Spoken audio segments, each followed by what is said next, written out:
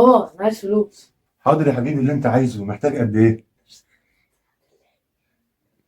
بابا انا عايز 500 جنيه. 500 جنيه بس؟ بس يا عم، وهديك فوقيهم 200 جنيه حلاوه من عندي. وانت يا منى مش محتاجه اي فلوس يا حبيبي؟ ايوه يا بابا، انا عايزه 1000 جنيه. بس كده يا ست البنات، وفوقيهم كمان 200 جنيه زي وليد بالظبط، حلاوه مني. يلا تعالوا بقى يا حبايبي عشان اديكم بقى الايه، الفلوس اللي انتوا عايزينها كلها. تعالوا تعالوا تعالوا تعالوا تعالوا نعم نعم. تعالوا.